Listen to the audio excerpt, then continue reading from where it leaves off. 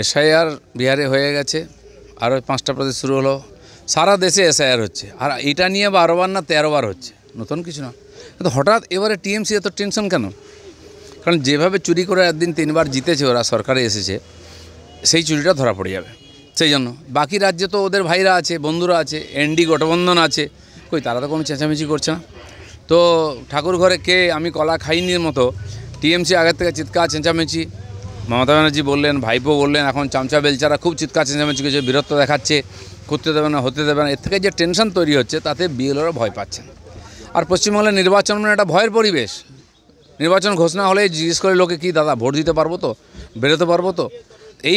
এই পরিবেশ তৈরি করে ভোটটাকে প্রভাবিত করার চেষ্টা করা হয়। আমাদের কাছে খবর আছে বহু জায়গায় অবৈধ যে বস্তিগুলো গড়ে উঠেছে বাংলাদেশিদের দ্বারা, সেইখান থেকে পলায়ন আগের থেকে শুরু হয়েছে। কাজের লোক চলে যাচ্ছে, রাজমিস্ত্রির কাজ করতে চলে যাচ্ছে, লেবারের কাজ করতে চলে যাচ্ছে। এখন তারা ভেবেছিল, টিএমসি বলে দেখেছিল এসআইআর করতে দেবো না, কিন্তু ওরা বুঝে গেছে এসআইআর শুরু হয়ে গেছে আর ধরা পড়ে যাবে, আর সেই জন্য পালাচ্ছে, এবং পালাতেই হবে। নিজে চলে গেলে ভালো, নাহলে জেলের ভাত খেতে হবে।